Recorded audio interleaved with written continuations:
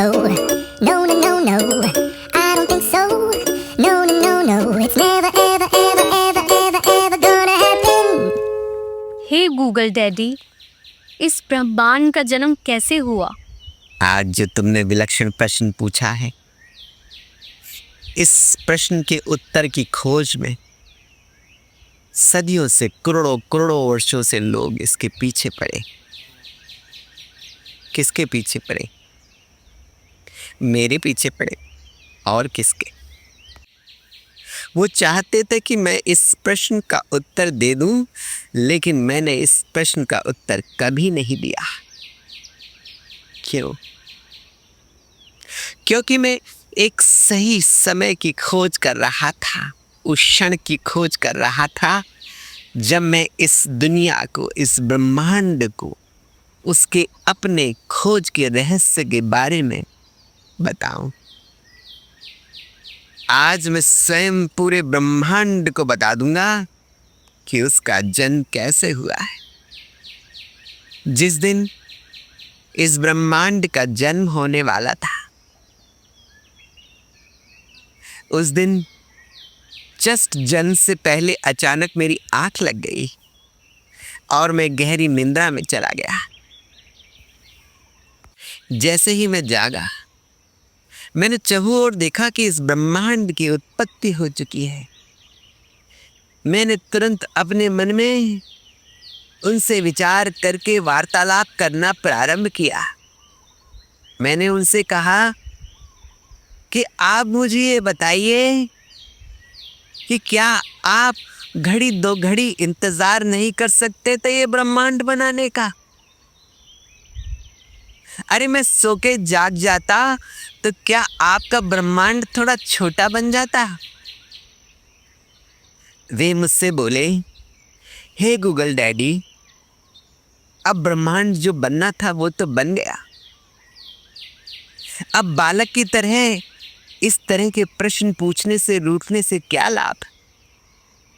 अब जाओ और जाके इस पूरे ब्रह्मांड का भला करो जितना तुम कर सकते हो। मैंने कहा, मैं तो सारा ही कर दूंगा, इसमें कोई संशय नहीं है। तो जब मेरे सामने ये प्रश्न उठेगा कि ब्रह्मांड की उत्पत्ति किसने और कब की, तो मैं क्या बताऊं लोगों को और कब बताऊं? उन्होंने कहा कि ये प्रश्न तो तुम्हारे सामने क्षण क्षण उठेगा, किंतु तुम्हें सही वक्त का इंतजार करना होगा। और लो, आज वो क्षण आ गया। तो ध्यान लगा के सुनो तुम लोग कि इस ब्रह्मांड की उत्पत्ति कैसे हुई है।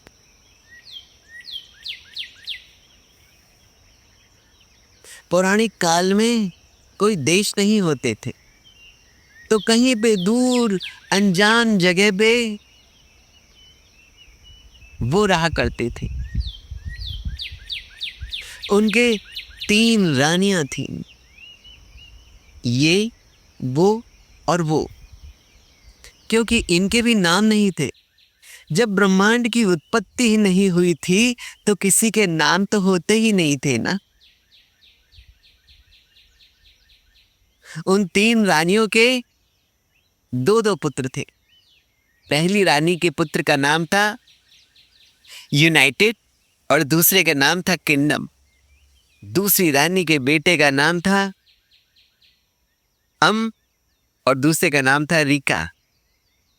तीसरे के भी 2 ही पुत्र थे, उनका नाम था र और दूसरे का नाम था शिया। तो जब दोनों को मिलाकर के लोग बोलते थे तो बोलते थे यूनाइटेड किंगडम आ रहे हैं, अमेरिका आ रहे हैं, रशिया आ रहे हैं। यही वो देश है जो दूसरों की उपलब्धियों को अपने नाम करा लेते हैं। तो यहां भी अपना नाम तो कराते ही ना। और आज भी तुम ये याद रखो, जब इन्हें ये पता चलेगा और ये मेरा वीडियो देख लेंगे तो ये खुद अपने नाम से छपवा देंगे कि ये ब्रह्मांड की जो उत्पत्ति हुई है वो भी इन्हीं की वजह से हुई है। क्योंकि ये तो क्या है, दूसरों की चीजें चुराने में पारंगत है। एक दिन वो अपनी तीनों रानियों को और पुत्रों को लेकर के घूमने निकल गए। वो चलते जा रहे हैं, लेकिन कहीं पहुंच ही नहीं रहे। पहुंचते भी कैसे, क्योंकि तब तक तो ब्रह्मांड की उत्पत्ति भी नहीं हुई थी। तो उन्होंने सोचा कि करें तो क्या करें, अब सुस्ताने के लिए भी तो कहीं पेड़ के नीचे बैठना होगा ना। अब दुविधा तो यही थी कि ब्रह्मांड तो बना ही नहीं, न पेड़ है, न पेड़ों पे फल लगे हैं जिसके नीचे बैठ के सुस्ता ले, न धूप है, न छांव है। उस समय उन्होंने ठान लिया, वो अंग्रेज थे, मैं बता दूं तुम्हें, क्योंकि ये क्रेडिट अंग्रेज ही लेंगे तो मैं वैसे ही बोल देता हूँ वो अंग्रेज थे। तो अंग्रेज ने डिसाइड कर लिया कि वो अपनी तीनों पत्नियों और 6 पुत्रों के साथ वहीं बैठ जाएंगे। वहां बैठ करके उन्होंने हाथ जोड़ के उनसे प्रार्थना की। मैं नाम इसीलिए नहीं ले रहा हूं क्योंकि लोग इसका बुरा भी मान सकते हैं, वो धर्म से इसको जोड़ सकते हैं, और मुझे किसी भी चीज को धर्म से नहीं जोड़ना है। तो जब वो हाथ जोड़ के बैठ गए, वो परम दयालु प्रसन्न हो गए। उन्होंने कहा कि ठीक है, मैं तुम्हारे लिए पेड़ पौधे वगैरह बना देता हूं, ताकि आइंदा तुम कभी घूमने निकलो तो किसी पेड़ की छांव के नीचे बैठ सको। और इसी प्रकार उन्होंने ब्रह्मांड की उत्पत्ति कर दी।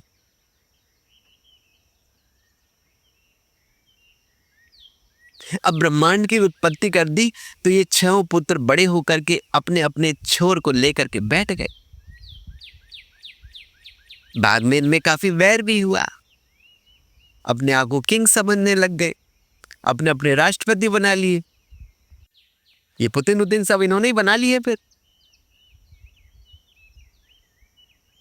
और सारी धरती पे अपना वर्चस्व दिखाने के लिए ये तत्पर हो गए।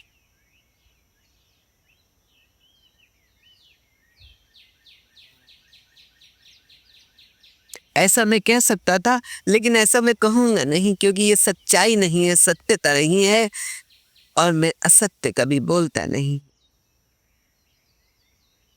तो जब इस ब्रह्मांड की उत्पत्ति हो गई, तब मैंने सोचा कि क्यों ना अपना एक ऐसा प्रोग्राम शुरू कर दिया जाए जहां पर मैं जाकर के लोगों की मदद कर सकूं, क्योंकि सेंटर पॉइंट में ही था। मुझे तो कहा था ना कि जाओ तुम जितनी हेल्प कर सकते हो लोगों की करो।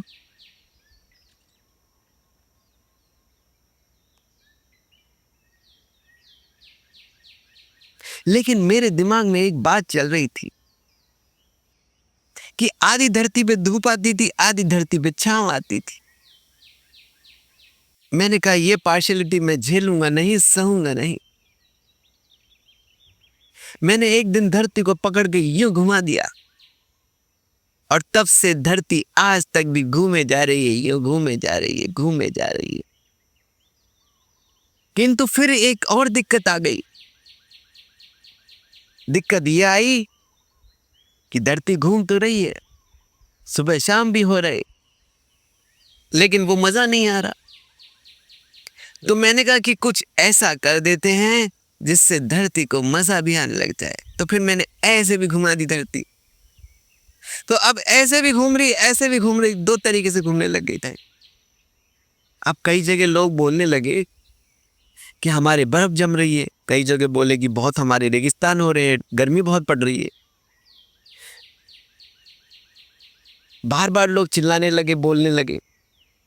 हमने कहा यही काम रह गया कि हमको, अब तुम्हारे अगर बर्फ पड़ रही है तो तुम अपने कपड़े अपड़े पहनो मोटे मोटे।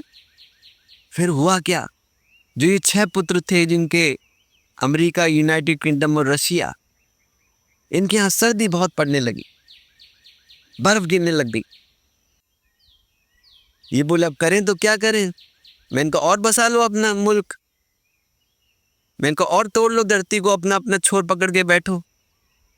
मैंने कहा अब मैं कुछ नहीं करूंगा, अब अपनी आग जलाओ तो स्वेटर पहनो, कुछ भी करो, मेरे से कोई लेन देना नहीं है, क्योंकि तुम आदमी सही नहीं है। चार मौसम की जब बात आई कि अच्छे अच्छे मौसम देने होंगे, तो मैंने कहा कि सबसे अच्छी धरती, पावन धरती एक ही है पूरे ब्रह्मांड में, भारत। और मुझे कहा था उन्होंने समझ रहे हो, उन्होंने कि इस ब्रह्मांड में सिर्फ एक ही धरती, एक ही जगह अच्छी होगी जिसका नाम होगा भारत। लोग उसे हिंदुस्तान और इंडिया भी कहेंगे। वहां सारे मौसम होंगे, सारे पहाड़ होंगे, सारी अच्छी अच्छी बातें होंगी, लेकिन बस एक ही बात गलत होगी। मैंने कहा वो क्या? उन्होंने कहा तुम इस बात की चिंता आज कदापि मत करो। जब 50,000 करोड़ साल बाद तुम इस दुनिया से दूसरी धरती पे जाओगे, तब वो बुरी बात होगी भारत के साथ। तो मैंने कहा इतने लंबे समय की फिर चिंता ही क्या करनी, जब होगा तब देखा जाएगा। तो इस कहानी से तुम्हें ये समझ में आ गया होगा भली भांति कि किस प्रकार इस ब्रह्मांड की उत्पत्ति हुई है। मैं आज तुम्हें बता दूं, ये अंग्रेज अभी भी अपने कर्म से बाज नहीं आएंगे। ये चाहेंगे कि इस धरती की उत्पत्ति के रहस्य को समझ जाएं। ये मेरी बात पे यकीन भी नहीं करेंगे, मैं जानता हूं इस बात को। अरे तो ना करें, मेरे को क्या लेना देना इससे। अब ये तुम बात समझ लो कि धरती ब्रह्मांड सब बना के तुम्हें दे दिया, तो अब ये क्या तुम्हारा उत्तरदायित्व नहीं बनता कि तुम पेड़ लगाओ, प्लास्टिक का इस्तेमाल मत करो, इस पृथ्वी को सुंदर बनाओ? लेकिन तुम ये कर नहीं रहे हो। और ये जो 6 लड़के थे जिन्होंने ये 6 जगह बनाई हैं, इन्होंने पूरा सत्यानाश मार रखा। सब नकली नकली आइटम बना रहे। भारत में लोग आम पन्ना पीते हैं, लेकिन उन भारतीय लोगों को ये कौन सी ड्रिंक बना रहे हैं, मैं नाम नहीं लूंगा आज। नाम लेंगे तो ये हमारे पीछे पड़ जाएंगे। जो भारत देश में बाटी और चूरमा खाने वाले लोग हैं, उनको ये ब्रेड खिला रहे हैं।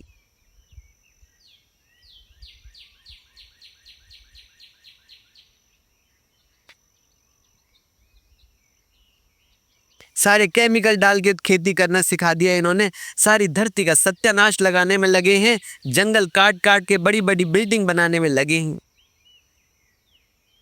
हथियार से ये दूसरों को मारने में लगे हैं। ये क्या करने में लगे हैं? इनका सर्वनाश होगा जब होगा, इसका मैं कह नहीं सकता, कहूंगा भी नहीं, क्योंकि बुरा मान जाते हैं लोग बात। इतनी सारी गाड़ियां फैला रखी है मार्केट में, पॉल्यूशन कर रही।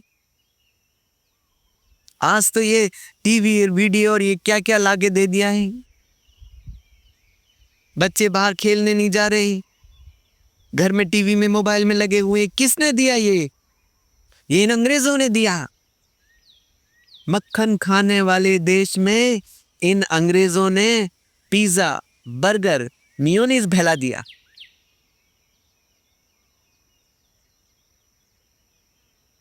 अरे भारत देश के रहने वालों, दूध दही मक्खन खाने वालों, क्या रखा है इस पामोलिन ऑयल में तले हुए आइटम को खाने की?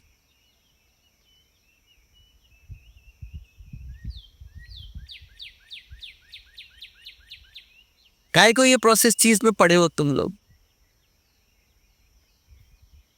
अरे ब्रह्मांड जो बन गया, अब तुम अपना तो देखो थोड़ा सा। आज तो ज्ञान भी कोई लेता नहीं है।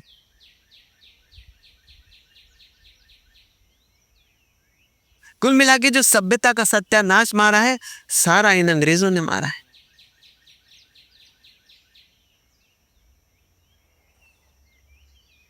सारी धरती को बांट के बैठे हो, सारी धरती को जोड़ के बैठना पड़ेगा। आज मेरा दिल पसीज रहा है क्योंकि तुमने प्रश्न ऐसा पूछ लिया।